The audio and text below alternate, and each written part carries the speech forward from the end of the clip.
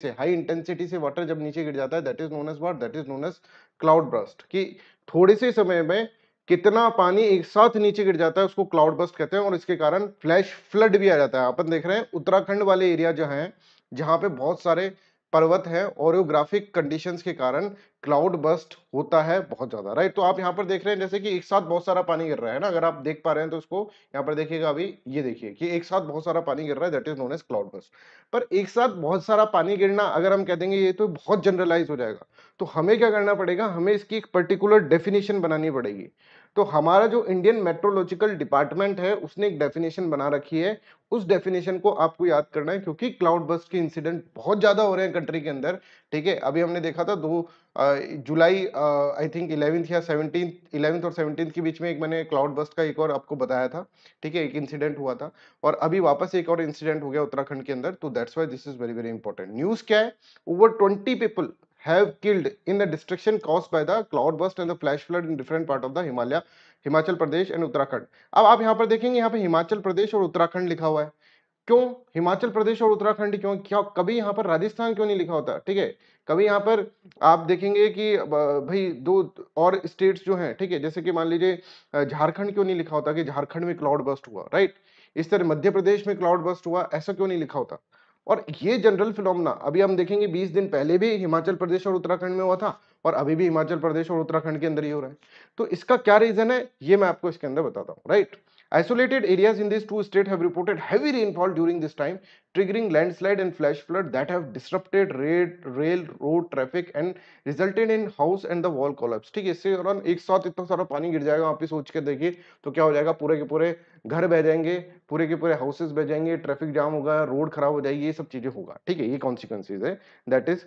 अब ये cloud burst के फिनोमिना को हमको समझना पड़ेगा कि व्हाट इज क्लाउड बर्स्ट। तो ये देखिए, एक्सट्रीम अमाउंट ऑफ रेनफॉल एक साथ शॉर्ट पीरियड ऑफ टाइम के अंदर चल जाती है, तो उसको अपन क्लाउड बर्स्ट कहते हैं।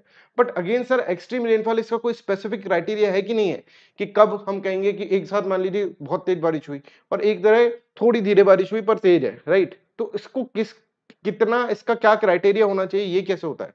तो आपको एक डेफिनेशन याद करनी है। इंडियन मेट्रोलॉजिकल डिपार्टमेंट ने एक डेफिनेशन दे रखी है कि अनएक्सपेक्टेड प्रेसिपिटेशन हो, अनएक्सपेक्टेड प्रेसिपिटेशन हो कब, 100 mm, ठीक है, रेनफॉल जो 100 mm पर आवर, इसको एक्सीड कर जाए। 100 mm का मतलब 10 सेंटीमीटर की अगर अपन देखेंगे 10 सेंटीमीटर तक पानी भर रहा है पर आवर, ठीक है ना, ओवर अ ज्योग्राफिकल रीजन, एक ज्योग्राफिकल रीजन के अंदर जो कि 20 से 30 स्क्वायर किलोमीटर है। समझ में आ गया कि मतलब एक रीजन है 20 से 30 स्क्वायर किलोमीटर और उसके अंदर 100 mm पानी गिर रहा है पर आवर, तो उसको हम क्या कर देंगे, इसको हम क्लाउड बर्स्ट बोल देंगे। Is this clear? Cloud burst मतलब यहां पर बहुत सारा, तो मतलब एक स्पेसिफिक एरिया हमने बात करा है 20 से 30 किलोमीटर। देखिए यहां पर देखिए कि ये जो स्पेसिफिक एरिया है, यहां पर आप देखेंगे इस तरफ, ये जो स्पेसिफिक एरिया है ये 20 से 30 किलोमीटर है, राइट। और इसके अंदर अगर 100 mm से ज्यादा पानी गिर रहा है, ये देखिए 100 mm से ज्यादा पानी गिर रहा है, then it is known as cloud burst. तब इसको अपन क्लाउड बर्स्ट कहेंगे, ये आपको इसके अंदर याद रखना है, राइट। तो क्लाउड बर्स्ट होता क्यों है, और अपन ने देखा उत्तराखंड और हिमाचल प्रदेश में ही क्यों होता है सर। तो इसका रीजन जो होगा वो मैं आपको समझाना चाहता हूं। सबसे पहले ये समझिए कि रेनफॉल का फिनोमेना क्या है, फिर हम आगे बढ़ेंगे, राइट। तो ये समझिए, ये मान लीजिए ये पहाड़ है, ठीक है ना, और यहां से क्या आ रहा है, यहां से मॉइस्चर वाली विंड्स आ रही है, मॉइस्चर वाली, जिनके अंदर मॉइस्चर है पर उनकी होल्डिंग कैपेसिटी अभी बढ़िया है, वो होल्ड करके रख रखी है मॉइस्चर को, पानी नीचे नहीं गिरा रही, बस इनके अंदर थोड़ा सा मॉइस्चर है, ऐसे समझिए यहाँ पर मॉइस्चर है। ठीक है, ये मॉइस्चर है और मॉइस्चर लेडन विंड्स यहाँ पर आ रही है, पर इनकी होल्डिंग कैपेसिटी बहुत अच्छी है, इनको अभी कोई प्रॉब्लम नहीं है, ये आराम से इसको लेकर, पानी को लेकर आगे तक जा सकती है, पानी को नीचे नहीं गिरा रही है। ठीक है, क्योंकि यहाँ पर temperature play a very very important role, क्योंकि यहाँ पे इनका इनफ टेम्परेचर है जिससे कि इन्होंने क्या कर रखा है, इस वाटर को, वाटर विंड को वाटर वेपर के अंदर कन्वर्ट हो रखा है, और वाटर वेपर मतलब एयर के साथ साथ यहाँ पर चल रहा है। ठीक है, ये यहाँ पर ड्रॉपलेट्स, पानी की ड्रॉपलेट्स और ह्यूमिडिटी लेकर यहाँ पर चल रही है। Is this clear? अब ये आगे चलती जा रही है, चलती जा रही है, चलती जा रही है, इनको पता नहीं चल रहा कि सामने क्या है, पर्वत आ गया, पहाड़ आ जाएगा, तो इनको चलना से सीधे था, पर पहाड़ कहेगा नहीं भैया ऊपर जाओ तुम। अब एक बात बताओ कि अब मैं आपसे एक चीज पूछ रहा हूं, अगर मान लीजिए विंड ऊपर की तरफ जाती है, विंड ऊपर की तरफ जाती है, तो विंड ठंडी होगी कि गर्म होगी, जल्दी से बताओ। विंड ऊपर की तरफ जा रहा है, कोई भी ऊपर की तरफ जा रहा है तो ठंडा मिलेगा उसको कि गर्म मिलेगा, जल्दी से बताओ। और विंड जब ऊपर की तरफ जाती है तो वो ठंडी होगी कि गर्म होगी, ये ज्योग्राफी के कॉन्सेप्ट है कुछ, इनको ध्यान से सुनना तुम, और ये बहुत इंपॉर्टेंट मैं आपको चीजें बता रहा हूँ। जल्दी बताओ, जब विंड ऊपर की तरफ जाएगी ठंडी होगी कि गर्म होगी? जल्दी से बताएंगे सभी बच्चे, सभी बच्चे लिखें। सपना कह रही है वार्म, अपूर्व कोल्ड। मैं कंडेंस की बात नहीं कर रहा हूँ कृष्णा, मैं बोल रहा हूँ कि ऊपर जाएगी तो कोल्ड होगी कि हॉट होगी, बताओ। तो ऊपर जाता है ना, तो ऊपर जाओगे, तुम भी ऊपर जाओगे ना, टेम्परेचर कम होगा। हिमालय के ऊपर बर्फ क्यों जमी है? क्योंकि उसकी हाइट ज्यादा है। तो ऊपर जब भी विंड जाती है ना तो ठंडी होती है बच्चों।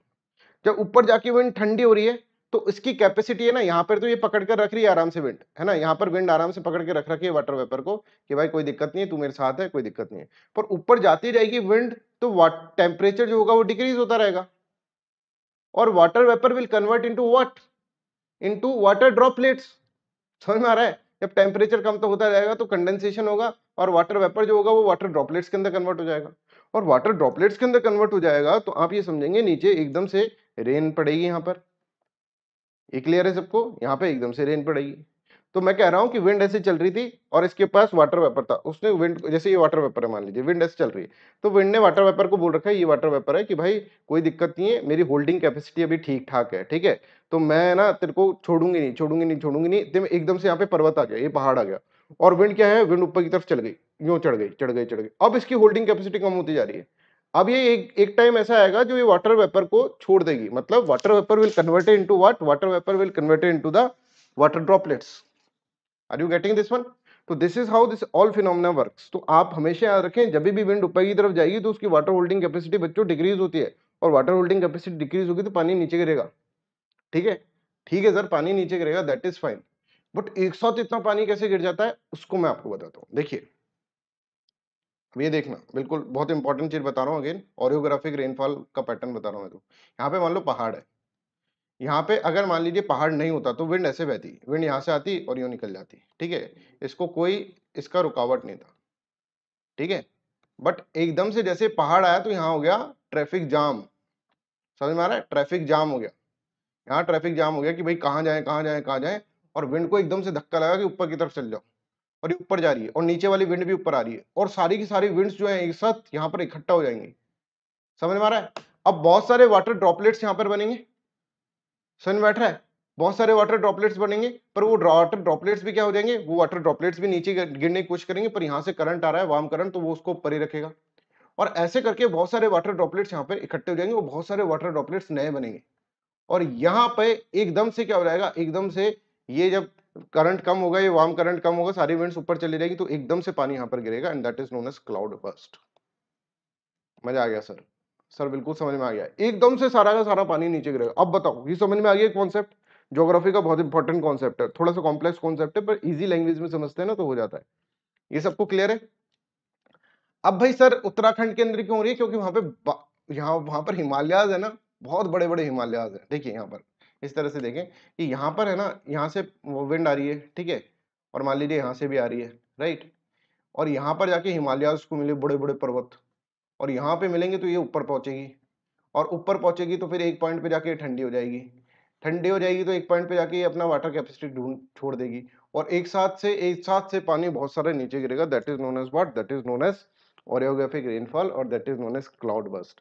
अब देखो दिक्कत क्या है हमारे साथ, कि हमारे ये हिमालयाज है ना बच्चों, ये बने सेडिमेंट से। सेडिमेंट समझ तो, रॉक से, है ना, जो कि ज्यादा मतलब स्ट्रांग नहीं है, ऐसे नहीं बहुत स्ट्रांग है, सेडिमेंट से बने। आपको पता है कि जब इंडिया जो था वो घूमता घूमता घूमता घूमता घूमता घूमता प्लेट टेक्टोनिक जब हुआ उसको, ठीक है ना, जब ये प्लेट से टकराया वो, तो फिर जाकर हिमालयाज बने, ठीक है। तो इस सेडिमेंट से बने, जो नीचे का मलबा रह गया, बीच में जो मलबा आ गया था वो ऊपर चला गया, और सेडिमेंट्स बने। तो यहाँ पे जब इतने एकदम से पानी गिरेगा ना, तो ये जो पहाड़ होंगे ना, भर भरा के नीचे गिर जाते हैं, ठीक है, एकदम से पानी गिरेगा तो इतने स्ट्रांग नहीं है ये, ठीक है, और यहाँ पे मलबा ही मलबा हो जाता है, मलबा, and that is known as what? That is known as flash flood, flash flood, ठीक है। ये ऐसे कॉन्सेप्ट को समझना होगा तुमको, तभी तो ये इंडियन एक्सप्रेस इतना इंपॉर्टेंट हो तुम्हारा, कि है ना 5 मिनट के अंदर इतने बड़े बड़े कॉन्सेप्ट आसानी से तुमको समझा दूंगा मैं इसके अंदर। बस ये है कि तुम लोग यहाँ पर आओ। सर बता तो दिया सर आपने, पर एग्जाम में सर लिखे कैसे? तो एग्जाम में कैसे लिखे उसका मैंने आपको यहाँ पर पूरा का पूरा स्टेजेस लिख दिए कि इन हिली एरियाज के अंदर sometimes saturated cloud ready to condense into the rain can not produce rain due to upward movement of the very warm current. नीचे से आया जा रहा है, देखो यहाँ पर ये बताया था ना कि ये अब पानी गिरने वाला है, इधर से ये ऊपर गया, यहाँ पे पानी गिरने वाला है पर इसको रोक दिया, क्यों? क्योंकि ऊपर से वार्म करंट, नीचे से वार्म करंट आया जा रहा है, ऊपर ऊपर ऊपर आया जा रहा है और ये पानी रुका हुआ है, ये छोड़ना चाहते हैं ये पानी, पर यहाँ पे पानी आ नहीं पा रहा है, तब तक ये वार्म करंट आता रहेगा। Instead of falling downwards rain droplets are carried upwards, वो ऊपर तरफ जाती रहती है by the air currents, new drops भी फॉर्म हो रही है और एग्जिस्टिंग ड्रॉप भी हो रही है, और इससे क्या होगा, बहुत सारा एक बड़ा साइज बन जाएगा पानी का कि भाई एक बार, और वो पानी पता है क्या सोच रहा है, वो पानी ये सोच रहा है एक बार ये करंट जो आ रहा है ना नीचे से, है ना, ये वार्म करंट ये आना बंद हो फिर मैं बताता हूँ मेरा क्या है ना, इधर से वाटर ड्रॉपलेट्स इंक्रीज हो रही है, एक बार ये वार्म करंट आना बंद हो तब मैं बताता हूँ मेरी औकात क्या है, ठीक है। जैसे ही ये बंद होता है ये भरभरा के नीचे गिरता है बिल्कुल फास्ट तरीके से, और this is known as cloud burst, कि बादल फट गया साहब, ऐसा ये होता है, राइट। तो यहाँ पर ये देखिए क्विक फ्लैश जो होता है और क्लाउड बर्स्ट इस तरह से होता है, राइट। I hope this